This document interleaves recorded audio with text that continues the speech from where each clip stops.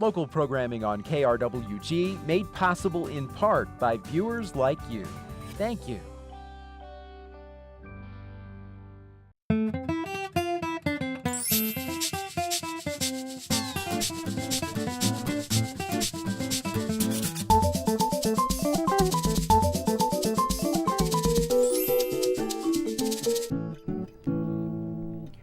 Welcome to Fronteras, a Changing America. I'm Edmundo Resendez.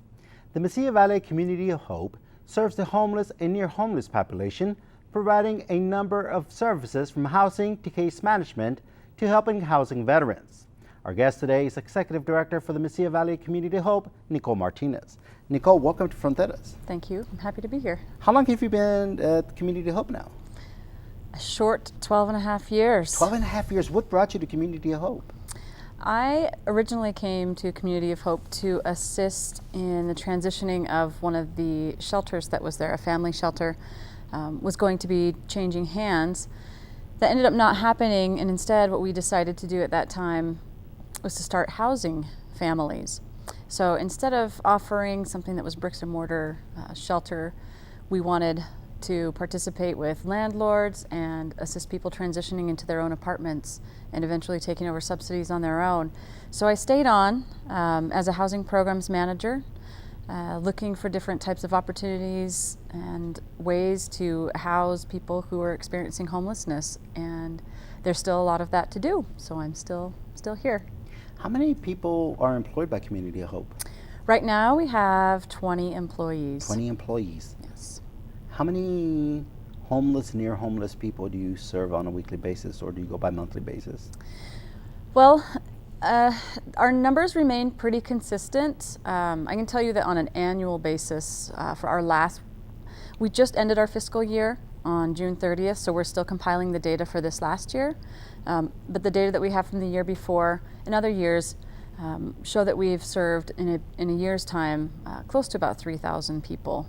3,000 people. That's how many are signing in, and we serve them repeatedly, typically around 40,000 to 50,000 times, different people that we're serving that are coming into the organization. For our viewers who may not be familiar with Community of Hope, what is Community of Hope? The Community of Hope is an organization that serves people who are experiencing homelessness or near homelessness. We have a variety of services ranging from things like offering showers, basic case management, laundry services, donations. We do have temporary shelter in the form of a tent city called Camp Hope. And we assist people with increasing their income, be it through applying for disability benefits or engaging in the ManoAMano day labor program. And we also offer a variety of housing subsidies for people experiencing homelessness. What is the state of homelessness in the Mesilla Valley? Unfortunately, we do still have people who are experiencing homelessness, but in our community, I feel like we have been really progressive in our ways of thinking outside the box to serve people who are experiencing homelessness. For example, having Camp Hope. It's provided temporary shelter for hundreds of people in a year's time. We typically serve around 200 people in a year, and at any given point, any given day, we're serving about 35 people at Camp Hope. And that's 35 people who would be out on the streets of Las Cruces. So we feel like having the camp there brings people close to the services, where we have the infrastructure, we have case management, and we have the access to the housing programs to help quickly transition people from their homelessness into their own apartments. So we know that with our increase in housing subsidies that we've been able to bring in and having the camp, that we're really making really great strides in ending homelessness for a lot of people, especially for our homeless veterans. We have reduced our numbers significantly, so we know that we're on the right path. We've learned some of the best practices in how to end homelessness for people. Now it's just trying to catch up the funding sources to meet that need. Where does your funding come from? It comes from a lot of different sources. First and foremost, a lot of the income that we bring into the organization is through generous donations from our community. We have such a giving community. We wouldn't be able to do what we are doing without the generosity of this community, and partly that speaks for Camp Hope, which is not a funded project.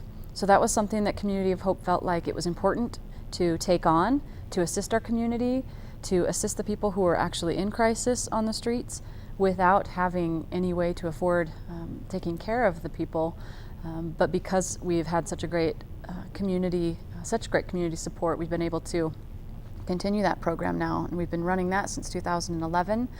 Some of our other major funders include the City of Las Cruces, Department of Housing and Urban Development, which covers a lot of our housing programs, New Mexico Mortgage Finance Authority, and the VA. We also apply for private grants, foundation grants whenever those come through. So we're always looking for sources that are going to assist us, that are going to help us build on this model that we have. We feel like it's really important that we only try to access funding that serves our mission. So we're very protective of that and making sure that it fits within the guidelines of what we are trying to do, which is again to help people end their homelessness. You've been there for 12 years. What does a typical day look like for you? There is no typical day. There is no typical day. I would say a typical day right now is a little... We're in the heat of summer right now. It's a little different right now. Temperatures are different, so we have some different priorities right now with making sure people have shelter, be it permanent or temporary, and making sure that people have the things that they need to be safe on the streets, including making sure people aren't dehydrated or get heat exhaustion. A typical day, though, would be making sure that I'm checking in with all of the staff. How are things going at the camp today? What are the needs? What's going on with different housing programs? What kind of services are we going to need to provide today in terms of addressing? Is it time to pay rent for clients? Is it utility assistance day? Right now I'm spending a lot of time renewing our grants and applying for new funding opportunities. So a typical day is right now focused on being in front of that computer and bringing the funding in for our whole community. Talk to me about the transition that the homeless and near homeless people go through, because your job is to get them outside of Community of Hope, get them into their own place. What process do they undergo? The first step is having a coordinated entry done, and it's a survey to determine eligibility to see which program is going to fit the client. And we want to make sure that we are not setting people up to fail. We want to make sure that we are addressing the certain needs within a person's life. So for example, if we have someone who is homeless who has a disability, they might require a different set of skills and supportive services than somebody else, say who doesn't have a disability, or targeting somebody who's a veteran or somebody who has a family. So we're trying to make sure that we're getting them into the appropriate program. So they'll go through that process. They'll get on a list that then will help us decide which program they're eligible for. Once it's their turn for housing, then the caseworker works with the person or the family to find a unit that is safe and sanitary. We meet with the landlord to determine if it meets fair market rent and passes an inspection. And then we assist the client with moving in. We receive a lot of furniture donations from people in the community, and so each time we move somebody into their own apartment, we try to give them their best foot forward. We try to outfit the apartments as best we can with the used items, and then we set goals with the participants. Clients who have income, are required to pay a certain percentage of their income toward the rent. We're making sure that they are being good tenants, that they're being good neighbors, and that we're also, establishing rapport and making sure that their needs are met and that they become self-sufficient with those things. So setting them up with the resources that they need to go forward once Community of Hope exits them from a program. That might mean setting them up with a food box or getting mental health services, from one of our partner agencies in Las Cruces. So making sure that we are helping them to do those things, and then from then on, they're able to access those resources on their own. What are some myths and some facts about homelessness that you have to overcome in your line of work? There are quite a few. A lot of people, I think, are quick to judge why people might be living on the streets, that many of the people choose to be there, and that perhaps we are providing a place that will make people never want to leave. Again, it's really hot outside and we're about to hit our monsoon season. It's even hotter living in a tent or living under a shed. So most people want to get into housing. Most people want to return to society. There are a lot of things that prohibit that if somebody is living on the streets, especially if they are experiencing mental illness. A lot of times people think that homeless people are all using drugs. Again, that this was just a life choice, but addiction is much bigger than that. We do see people who have mental illness who are coping with that the only way they know how. A lot of people who don't have families or have had intergenerational violence and poverty and things that have led to a cycle of homelessness. So, it's our job to make sure that regardless of what brought somebody to the streets, we want to help them transition. We want to address whatever their needs are, whatever their barriers to housing have been, and assist people getting back on their feet. And we have found that most people, when we give them a little bit of assistance, we don't see them again. So we know that housing people and using supportive services works, and that people end up being homeless for so many different reasons. We've seen people who have had major family trauma, major illnesses, divorces. It's not just people who choose this lifestyle. I'm telling you, it's not comfortable out there. It can be pretty scary sometimes. So, again, we feel like we really want to overcome a lot of those myths, and take care of people for whatever reason brought them to homelessness.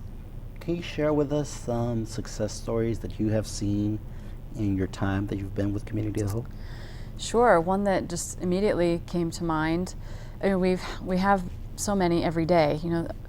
Our staff is amazing. They're compassionate. They're hardworking. They're housing people all week long.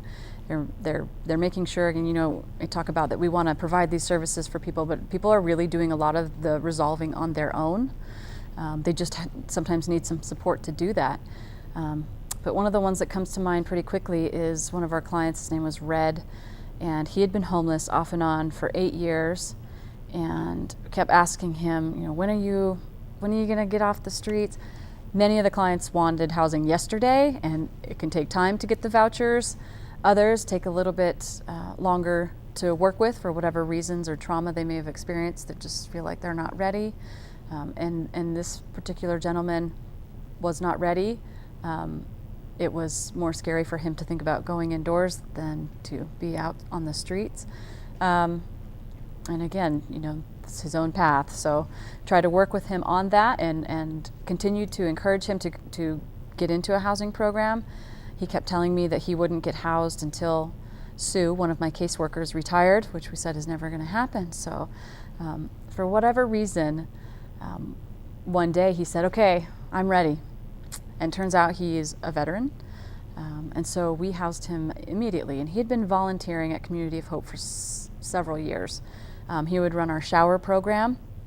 And we housed him in a complex that we partner with the Mesilla Valley Public Housing Authority to provide apartments for only formerly homeless veterans. And we housed him in one of his own apartments. We had a generous donor who gave gift cards for veterans that we were housing at that time. So we gave him a gift card.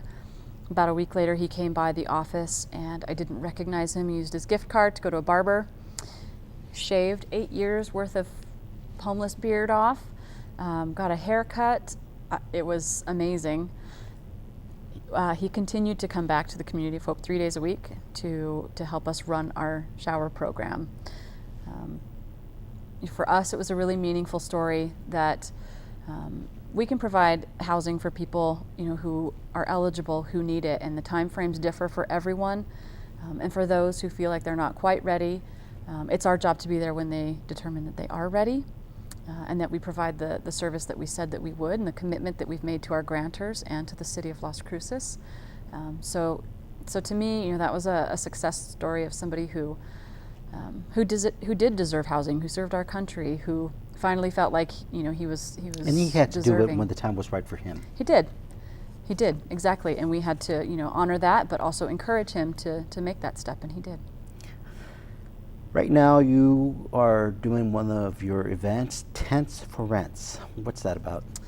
Tents to Rents. This is the third year that we are doing this program, and it was a way to help us to illuminate two of our biggest programs. I think the things that we wanted to focus on, and that's that we currently have people who live in tents. And that's not unique to Las Cruces. There's homelessness throughout the world, and of course throughout our nation, but we feel like the way that we are trying to address it is pretty unique. We want to highlight that, let our community know that people are still living in tents, but that our ultimate goal is to end people living in tents and get them into their own apartments, to paying their own rent. So the Tents to Rents helps us to provide housing for people at the camp, so to move people out of the camp into their own apartment, get them set up again with the resources that they need in a place that's safe, and highlight those programs. Again, the camp is not a funded project. We feel like it's something that has been a benefit to our community, and we want to see it keep going. And so we came up with Tents to Rents to help us illuminate both of those programs and to get closer to our goal of ending homelessness. This year, we're trying to end homelessness for at least 6 people in the camp. We transition a lot of people out each year into housing, much more than 6, but this particular fundraiser, again, really helps us to highlight what that transition looks like from somebody coming in to staying at Camp Hope, staying there, the things that they have to do while they are staying there to be eligible, and then moving on into their own apartment. And it really just helps us to operate the camp, to keep people off the streets, and we're going to be kicking that off. It's going to be happening around now in the month of August. So we get sponsors to help us with that. We also have participants, and it's really an online fundraising campaign to help us, again, move people out of living in tents into their own apartment. One of the myths that exist about people that are homeless is that they're lazy, that they don't want to work. One of the programs that you've developed is ManoAMano program, and that's where you take some of the homeless people and get them out in the community to work. What is this program about? We modeled this program, ManoAMano, after the program in Albuquerque called There's a Better Way. And the idea behind it was to assist people who are experiencing homelessness with ways to earn income and to get them connected to supportive services. People who are experiencing homelessness are interested in increasing their income. Some of them are disabled, and it's very difficult for them to have full-time work. But for a lot of them, they are able to work. We know that we are moving into a very technical age where sometimes people who have been marginalized or living on the streets have a more difficult time getting jobs and meeting a living wage in order to end their homelessness. So this program is to, again, get them comfortable with working with people who are in a comfortable environment like they are, and also giving them wages at the end of the day so they have meaningful work. They are obtaining income that they can save, that they can use toward saving for a deposit, using for utilities, using for a cell phone, some of those things that that any of the rest of us are working to make sure that we are paying for. In that program, it's a collaboration with the city of Las Cruces, and so right now we're taking up to 10 people who are homeless or precariously housed. They go out and perform the day labor, and that's taking place at several different city parks. And then at the end of the day, making sure that they are paid and then that they're connected with those services that will help them end their homelessness. Nicole, why do you do this job? Our work's not done. There are still a lot of things that we feel like we can do for our community. in ending homelessness. We feel like we have a pretty good grasp on some of the best practices and models there are for ending homelessness, and we want to keep trying to do some of those things, like reducing the affordable housing deficit that we have here in the city of Las Cruces, try to collaborate on more projects that are going to bring actual physical apartments for people to move into, obtain more housing vouchers for people who are experiencing homelessness. Those are all things that are on our list that we want to continue to do. This is a job, you know, I realize that, but I also live here. I care about the city of Las Cruces. I care about the quality of life, not only for myself and my 3-year-old daughter, but also for people who are, again, you know, living on the streets and who need a voice, and we want to try to give that to them. Nicole, I want to thank you very much for joining us on Fronteras. Thank you. Time now for Be Well with Raquel. Today, Dr. Raquel Garzon's segment is focused on one of the foundations of wellness, mindset.